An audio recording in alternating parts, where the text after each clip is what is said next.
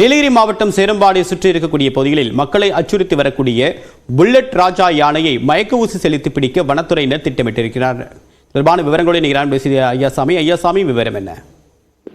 தேவப்பிரியன், நீலகிரி மாவட்டம் சேரம்பாடி சேரங்கோடு சுற்றுப்பகுதிகளில் கடந்த 10 நாட்களுக்கும் மேலாக வீடுகளை சேதப்படுத்தி பொதுமக்களை அச்சுப்படுத்தி வரும் புல்லட் ராஜா என்ற காட்டு யானையை மயக்க ஊசி செலுத்த நேற்று வனத்துறையினர் முடிவு செய்துள்ளனர். இன்று 2ஆம் நாளாக இந்த யானையை கண்காணித்து மயக்க ஊசி செலுத்த வனத்துறையினர் தீவிரம் காட்டி வருகின்றனர். நேற்றைய தினம் பல பகுதிகளில் இந்த புல்லட் ராஜா காட்டு யானையை மயக்க ஊசி செலுத்த வனத்துறையினர் பல பகுதிகளில் கண்காணித்து வந்த நிலையில் இரவு நேரத்தில் மயக்க ஊசி செலுத்த சாத்தியக்கூறுகள் இல்லாததால் இன்று அதிகாலை முதல் இந்த யானையை கண்காணித்து அதற்கு மயக்க ஊசி செலுத்தும் பணியை தொடங்கியுள்ளனர்.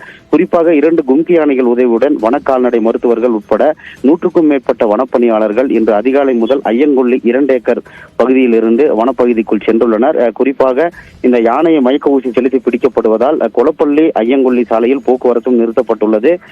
தற்போது இந்த பள்ளத்தாக்கு அடர் வனப்பகுதி என்பதால் யானையை சுற்றி வளைக்கும் வனத்துறையினர் தகுந்த இடம் கிடைத்தவுடன் யானை மயக்க ஊசி செலுத்துவதற்கான சாத்தியக்கூறுகள் இருக்கிறது என திட்டமிட்டுள்ளனர். தற்போது அதற்கான நடவடிக்கையில் மயக்க ஊசி செலுத்துவதற்கான பணிகளை மேற்கொண்டு வருகின்றனர். தேவப்பிரியன், உங்களுடைய விரிவான தகவலுக்கு நன்றி ஐயாசாமி.